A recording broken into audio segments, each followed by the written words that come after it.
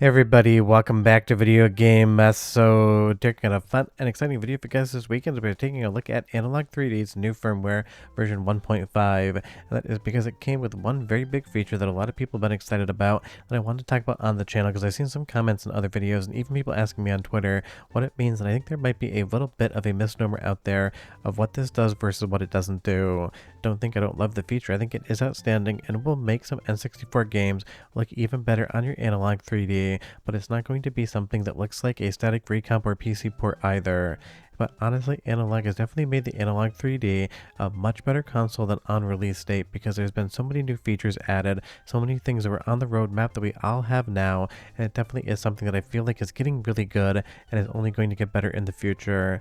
But the big news on this one is you can double the resolution internally of the N64 on one of the actual axes of the resolution. It's going to double up the horizontal resolution, so you're getting a clear image, but it's going to be game to game dependent as to whether or not it makes a massive fundamental difference or if it makes a very subtle difference that we have to zoom in on. Before I get too far involved though, do me a huge favor down below, hit like and subscribe and hit that notification bell, definitely helps us out. And if you feel so inclined and want to support the channel, I got a Patreon link down below as well.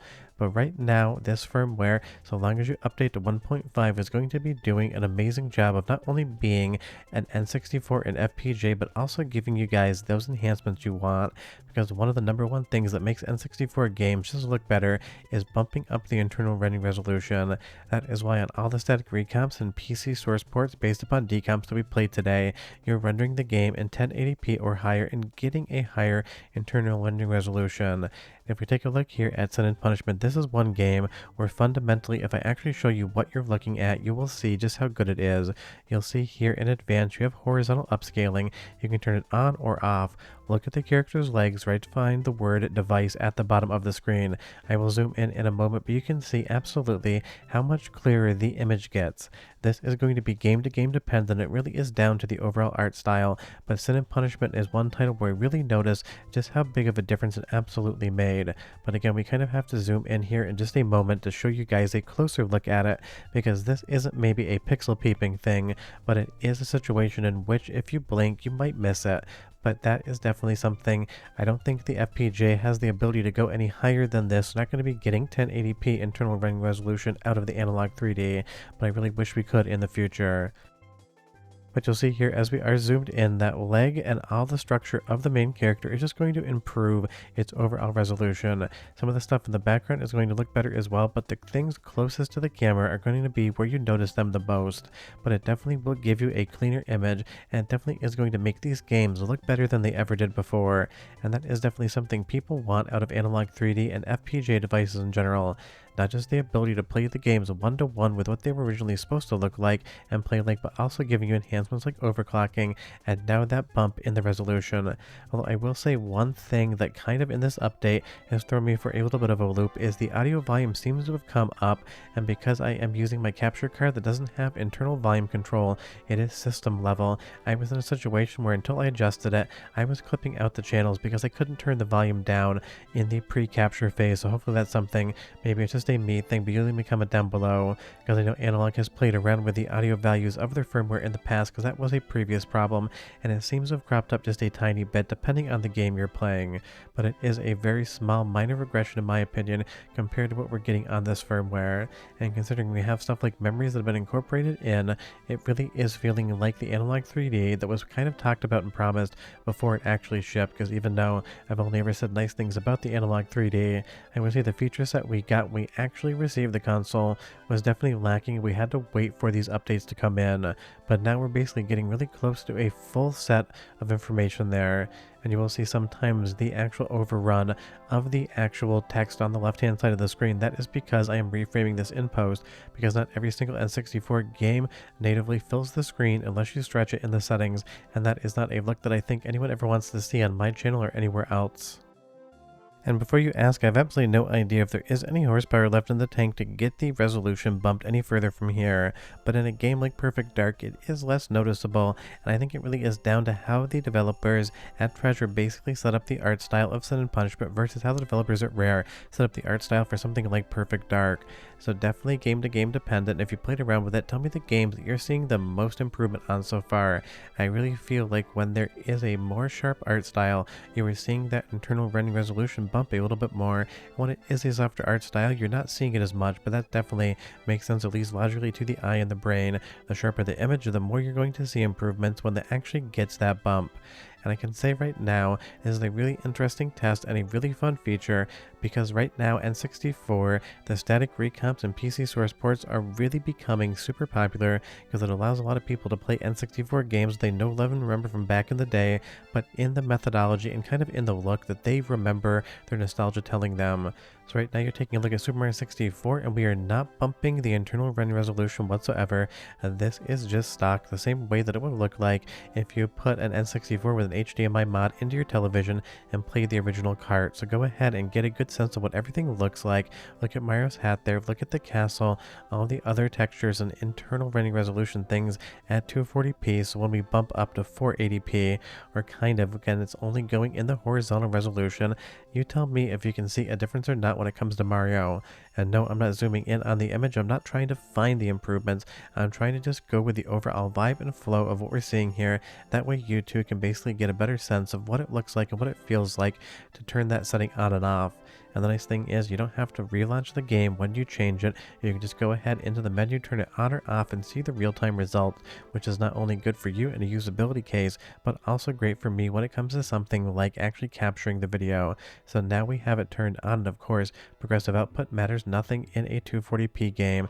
And now this is what Super Mario 64 looks like when you're bumping the resolution. And I will say, not as noticeable here, but you get a little bit less jaggies on some of the walls in my opinion, some of that stepping in the pixels, and it just looks ever so slightly sharper. Again, it's not going to be a night and day difference. It's going to be more like a 4 p.m. to 6 p.m. difference, but it is still a huge improvement, and anything that can actually make N64 games look better is going to be something that I love, and I think a lot of other people are going to love too. Because the N64, even though we have a lot of nostalgia for it, for me personally, has not aged all that well over time. Yes, the games are still incredible, but some games, even with overclocking, you really can't take them to what I would consider a playable frame rate, versus on something like a recomp or PC port, you can get 60 frames, 120 frames, 240, kind of whatever you want. So it's really fun to have this in conjunction with those static recomps, giving us the best of both worlds for N64. Let's take a look at a faster motion game Wave Race 64, and we're going to go ahead and turn off any of the actual filters, because those are going to actually hinder you in being able to see the difference here. We are in that horizontal doubling of the resolution mode, and I will say in games that move fast, it's going to be harder to tell that there is a difference, but there definitely is one there. And like, it just kind of comes down to how our eyes and brains perceive things. You may not consciously notice that you're getting a resolution bump in something like Wave Race 64 or any other racing game that moves fast, but subconsciously you are registering that it slightly looks better. You're just not sure why, and that really is the interesting thing about the brain in conjunction with the eye. Sometimes your brain can process things that you're not really conscious of.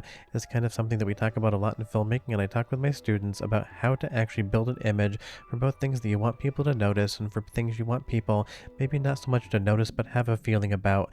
And that's kind of where something like Wave Race 64 falls in, because this model here definitely looks better, but as we start moving around, all these waves start kind of animating and you're bumping up and down. That's when you really can't get a closer look at the quality improvement unless you pause the video and compare it side by side, which I'm not going to be doing here.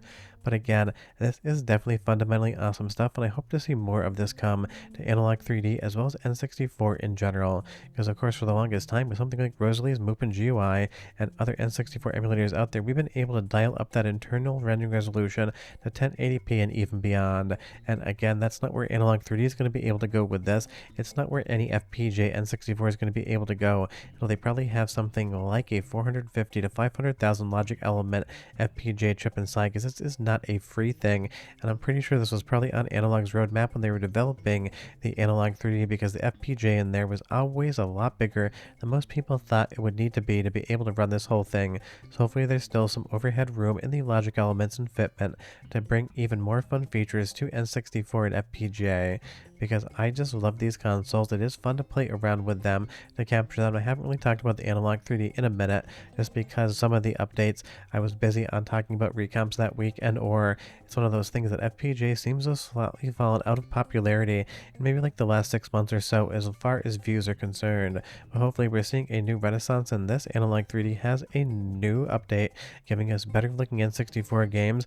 ModRetro will soon be taking orders and shipping the M64, so maybe we just had a little bit of a lull in FPGA and N64 kind of getting traction. And it's something like Bomberman Hero here, one of my favorite games.